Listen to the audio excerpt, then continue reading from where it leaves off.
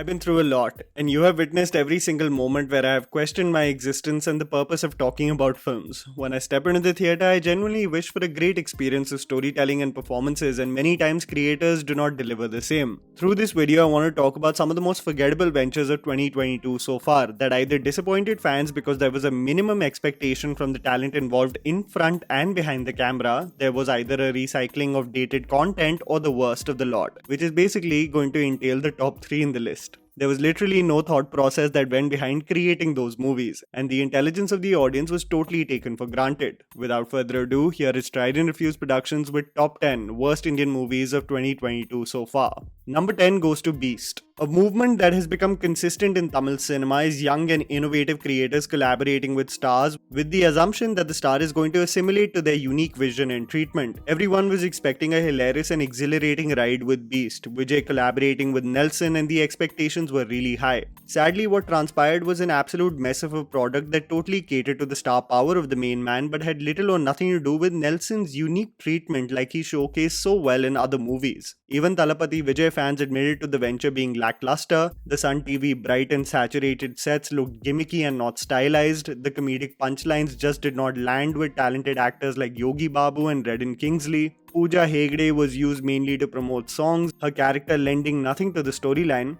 The antagonist in the film was forgettable at best, a talent like Shine Tom Chacko was completely wasted, and we eventually ended up with a mess of a product that did not have any bearings, making an otherwise exciting collaboration on paper rather embarrassing. I hope this is not the case with Nelson and Rajnikant's collaboration in the future.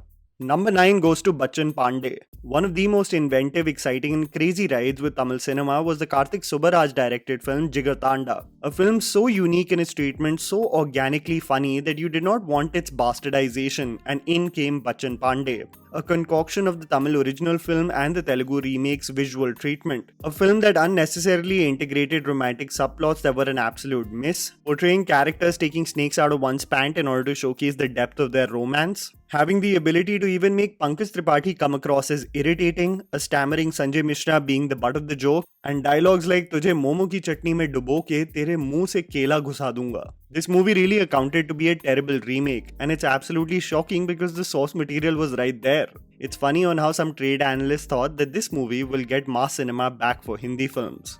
Number 8 goes to Radhe Shyam. I had my skepticism on full alert when I heard about the venture Radhe Shyam. I was shocked at the number of videos YouTube creators were making on how Prabhas with this film is going to absolutely change the game, on how a venture mounted at a budget of 350 crores is going to be revolutionary. Spending that much money on scale when the core emotion of the relationship in itself does not connect with the audience, you realize that the pursuit of pan-Indian films is wrong from the onset. The comedic punchlines, especially in the hospital, were uncomfortable. The attempt for abandon and fantastical elements like Makoto Shinkai's world fell absolutely flat, having the most bizarre conclusion edited so poorly, jump cutting conveniently to a happy ending, which made the creators just assume that the audience will accept anything. The film turned out to be a colossal mess, being high on production design and scale but hollow from within with respect to emotions, which should be the only prerequisite to making a love story.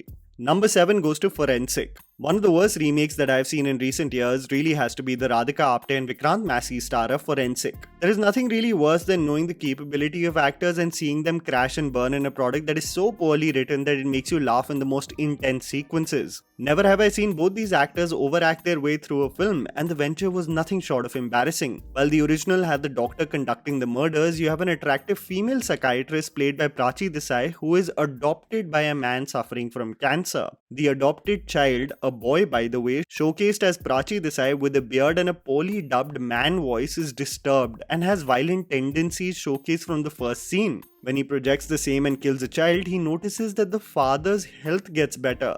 This motivation to not see a bond between kids and children is so ludicrous and absurd and so hilariously executed, you actually wondered what they were thinking while constructing such a conclusion. Not to forget, a chase sequence with little people just becomes an icing on the cake of this absurd crime thriller. Number 6 goes to Arata.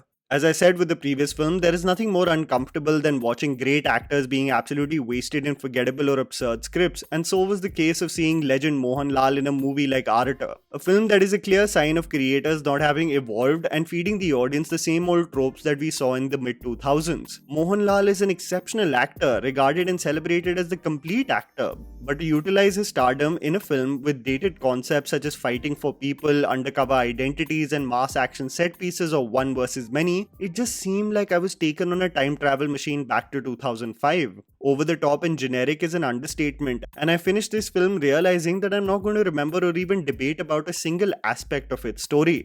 Deservedly trolled by the Malayalam film audience also, and I know this is going to be a controversial statement, but don't you think Mammootty, the way he is making creative choices that are relevant today, working with creators like Jojo Spilaseri, playing characters like the one in Pudu, does the audience not deserve to see Mohanlal with similar creators and treatment? Number 5 goes to Acharya. One of the most lackluster ventures from Telugu cinema this year was Acharya with the father-son duo of Ramcharan and Chiranjeevi. It solidified in my mind that no matter how popular the actors may be, a poorly executed film will not just be lapped up by the audience. You have a temple town, practices of Ayurveda, evil goons, a transformation of vice, and a man who saves them and shows them the light. The Naxalite duo that join hands together counted for such a generic canvas for a mass commercial entertainer. You had an absolutely poor background score, the dated tropes of evil city folk versus innocent dharmic villagers. You have speeches and moments of moral policing, while at the same time the heroes engage in item numbers and do the same, and worst of all, wasting the talent involved, making them tropes of stars and not really understanding that they are actors first. I hope this is not the fate of Chiranjeevi's Godfather as well. Number 4 goes to Rashtra Kabachom. You know when a friend is on the verge of getting a girl that you know has every toxic trait known to mankind and he still takes the plunge? That is what I felt when Aditya Roy Kapoor signed Rashtra Kabachom. I initially thought, oh, the man is doing a mass action film, good for him, and the association of Ahmed Khan as a producer did what he does best, create another offshoot of the Baghi universe, only in this case it was way worse. You have hammy performances from legends, comedic dialogues like what the shuck and what the luck, item songs being the way raw agents unwind after missions, and agents shooting themselves so that their comrade feels motivated to save the day. The last straw probably being Aditya pulling a helicopter with his bare hands. But my god, was this adventure so unintentionally funny that it made me physically hurt. Number 3 goes to Nikamma. Imagine remaking an already mediocre product and making it 10 times worse. This is exactly what I felt about the middle-class Abbai remake Nikamma starring Abhimanyu Dasani, Shilpa Shetty and Shirley Setia. You had Abhimanyu attempting mass cinema after such a cool debut, delivering threatening dialogues like a poetry recitation competition from school. And poor Shirley Setia, in a debut which makes her say the most cringe-worthy dialogues. She's not an alcoholic or a drug addict, she's a love addict.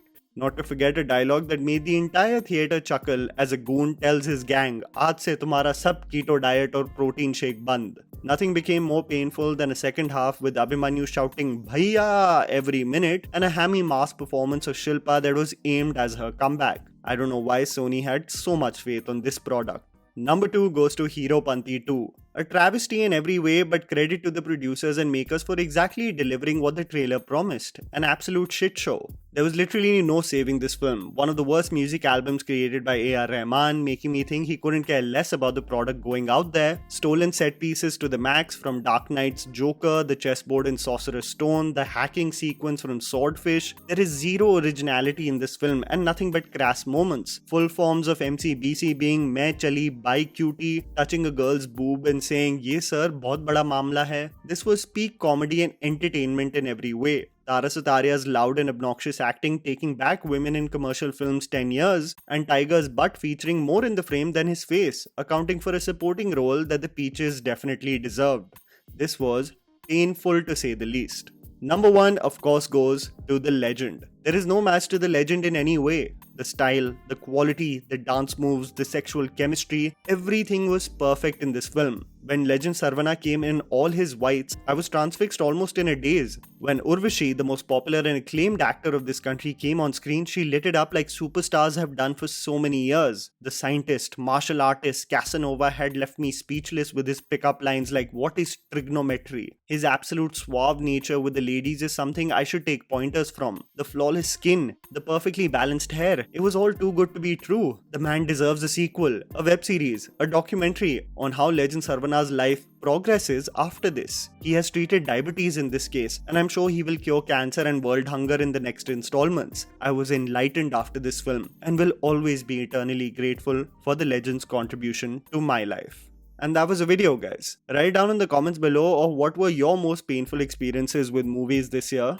Please don't forget to follow me on Instagram, the handle's right in front of you. Follow me at JammyPants4. Also, please support us by smashing the like button and subscribing to our channel for weekly content ahead. Thank you for watching.